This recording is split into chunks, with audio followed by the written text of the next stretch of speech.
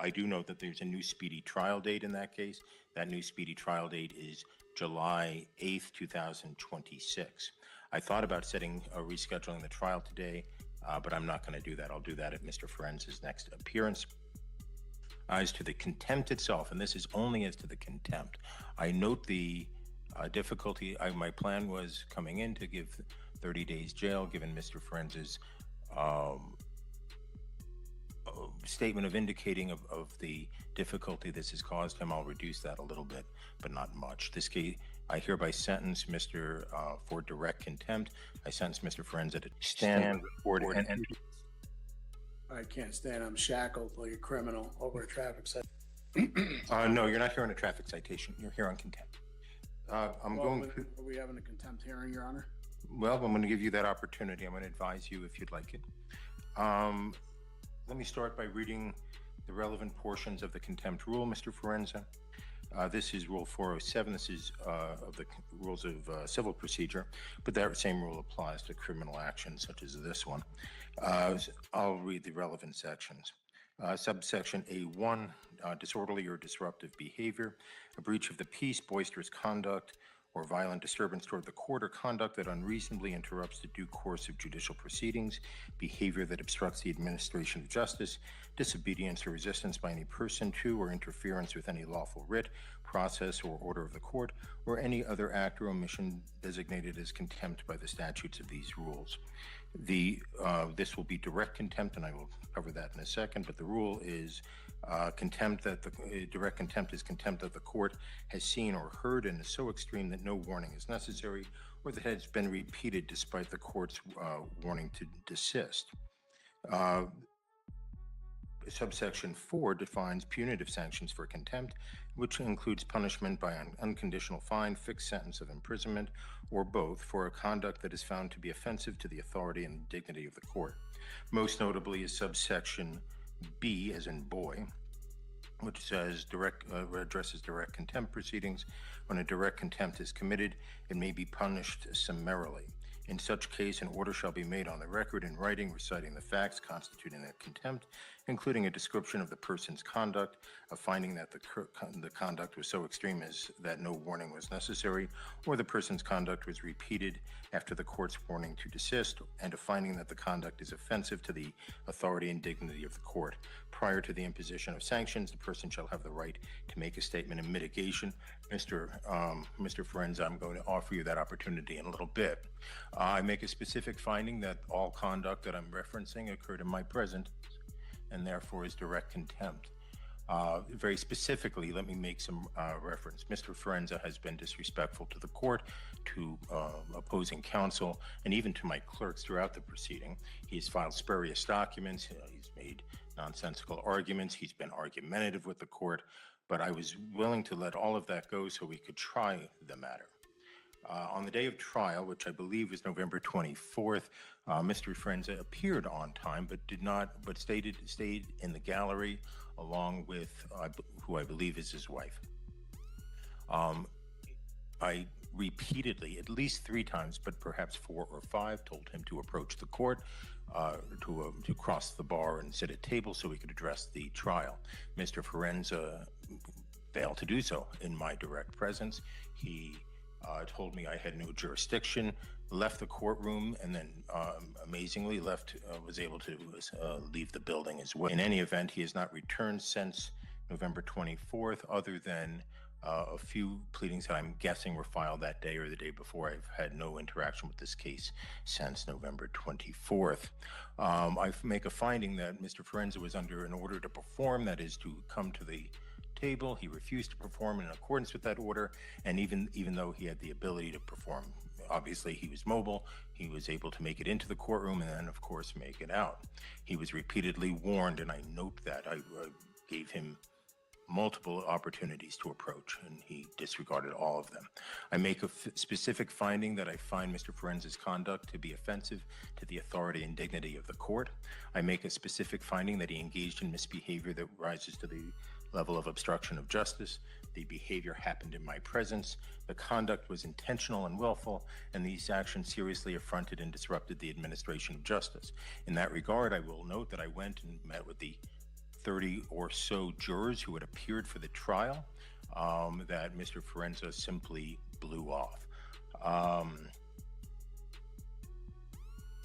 I had to explain why that happened, and I had to waste all of their time. I also wasted the time of the witnesses. Mr. Forenza, I didn't waste anybody. Mr. Forenza also wasted the time not only of the jurors, but of the witnesses, counsel, the court, and everyone else. The court finds him in direct contempt. I made a similar record on the morning of trial, but Mr. Forenza had bolted from the courtroom, and therefore I find he was not advised at that time, so at least not in any significant way, and I hereby advise him. I am considering a jail term for the contempt unrelated to the underlying charges, Mr. Forenza. I'm going to offer you some opportunities of how you want to proceed. First, if you wish, you can make the statement of mitigation right now, if you wish to. If you do not wish to, if you wish to consult with counsel, I will give you time to hire your own counsel, but you will remain in custody during the interim. I would even be open to the appointment of counsel if you believe you are indigent. In fact, I would appoint counsel if you were indigent. How would you like to proceed? And if you'd like a few moments to think about that, I'm fine with that. Is that the only option is how I like to proceed, or can I make a statement? Right, so I'm offering you option one and options 2 and 2A. 2A and 2B. Option 1 is you can make your statement of mitigation right now, right? And without counsel, the only person in the room other than court staff and the deputy is Mr. McCall. We are live streaming. You can make that. If you'd prefer, you can contact an attorney, and I will set this over for a time where you can make the argument through an attorney.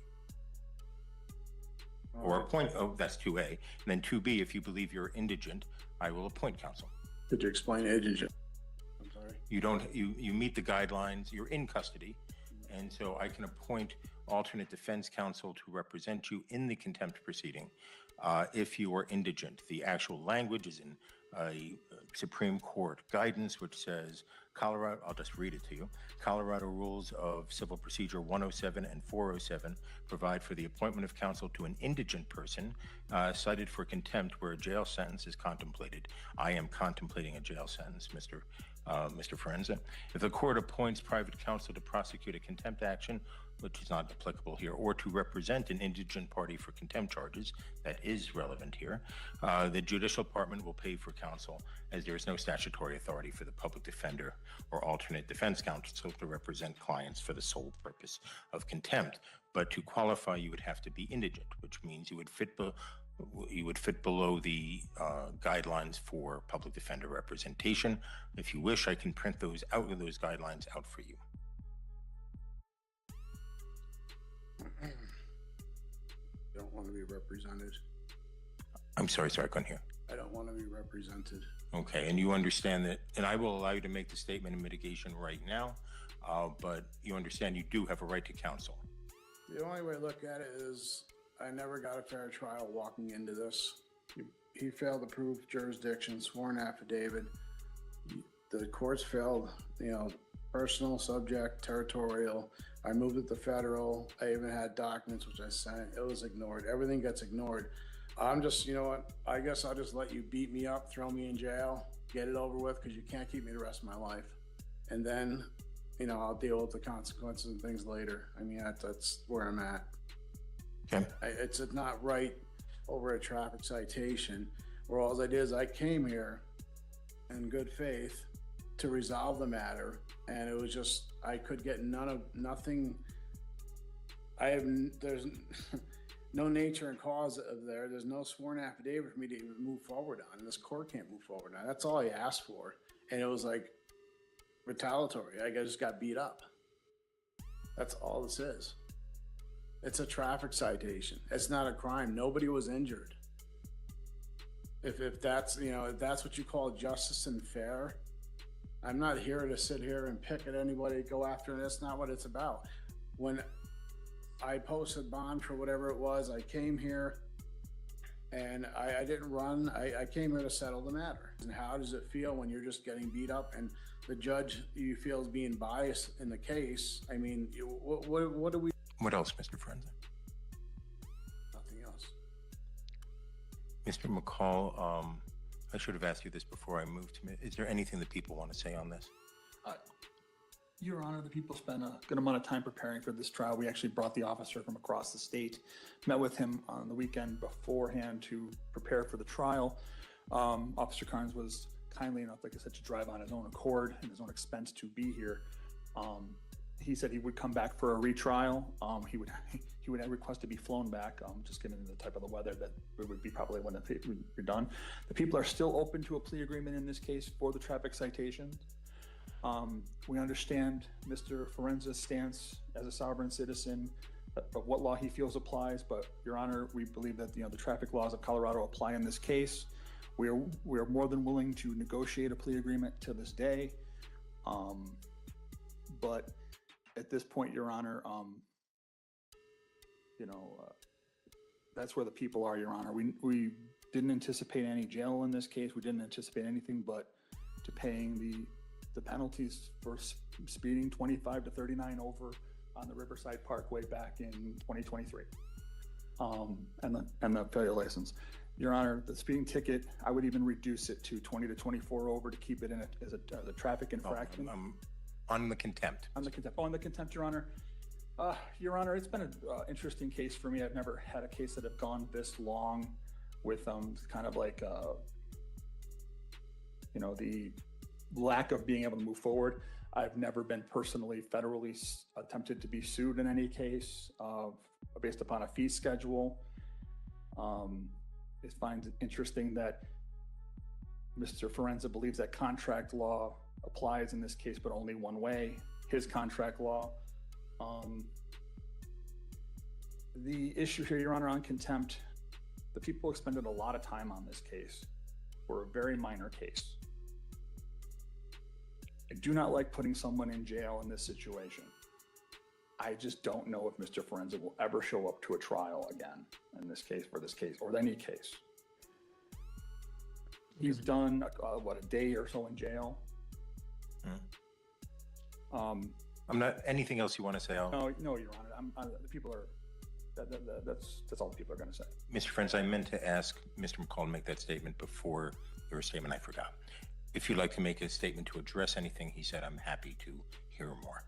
Yes, I mean, I'm just objecting. I did, like I said, I came in good faith to settle the matter, and I tried. So it's not like I'm gonna skip down to that. That's not what it was, because if I did that, I would skip down. Now, I didn't do that.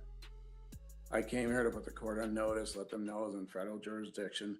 That's what I did, and I stood my ground for that. I have rights, and it's not about my contract. That's not what it is. And him for saying it's contract, and that makes it a commercial matter. So I'm here to settle the matter, set off and discharge. And as a secured party creditor, I have a right to do that. An attorney, in fact, representing the estate. So I would like to do that. Let's settle the matter. Let's just wash. I'll give you an opportunity to resolve the matter, but we're talking about the contempt right now. I view the contempt as your direct and unequivocal disregard of the court's order. What would you like to say in mitigation of that? Your Honor, it's not. Like I said before, it has nothing to do with that. I wanted to settle the matter, and I feel like I'm running in circles, nowhere to turn, but who do I have to turn to? I'm trying to get this resolved, coming into court and hoping in good faith that you do the right thing, and it just didn't seem like it was going that way. I've never gotten any response to anything I've ever submitted, and that's what makes it hard. So how do you react to that? I mean, what do you do? Me, my situation, I'm scared. Okay, well, I haven't, torture cops and sitting here over a traffic citation. Missed my daughter's birthday yesterday. Anything else, Mr. No. Prince? Okay. Court finds the underlying offense can be resolved. As Mr. McCall points out, these cases are frequently resolved on the first appearance for a fine and be done. I find that Mr. Forenza, I don't know about negotiations. That's not my area. but I find he has not litigated this in good faith. I find that he absolutely and unequivocally disregarded a repeated order of the court to come to the table on the morning of his trial. The remedy Mr. Forenza had would be to have the people try to prove their case beyond a reasonable doubt. He absolutely positively refused the court's order, despite repeated statements. It follows up a long history of disrespect from Mr. Forenza towards the court, and more specifically, the entire judicial system. I find there to be no good faith by Mr. Forenza. I am not addressing the underlying case. I do know that there's a new speedy trial date in that case. That new speedy trial date is July 8th, 2026. I thought about rescheduling the trial today, but I'm not going to do that. I'll do that at Mr. Forenza's next appearance. As to the contempt itself, and this is only as to the contempt, I note the difficulty. My plan was coming in to give 30 days jail, given Mr. Forenza's statement of indicating of the difficulty this has caused him. I'll reduce that a little bit, but not much. This case, I hereby sentence Mr. For direct contempt.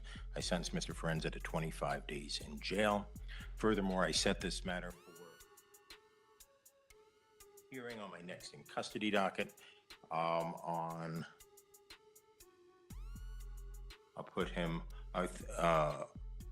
though it's going to be a busy day, it doesn't make a lot of difference. Today's the 8th. Yeah, I want to set him in the next round. I'll set him on the Friday, January 23rd, 1 o'clock in the afternoon. Your Honor, we'll set trial at that time. Obligations and things I have to take care of. Can I post bail? I will be here. So noted. I've sentenced you on the contempt, Mr. Forenza. The next issue will be when I see you next time on the 23rd, right, is whether I should release you in custody on bond after the contempt sentence is over. There is a presumption that that you get a personal recognizance bond on a case like this for the underlying case, but that is overcome. And let me read you the language, because this is what you will have to address. I would recommend that you consider counsel. I have recommended that before. You have disregarded me, and that is in so many other things. The specific provision that is of concern to me, again, there's a presumptive personal recognizance bond.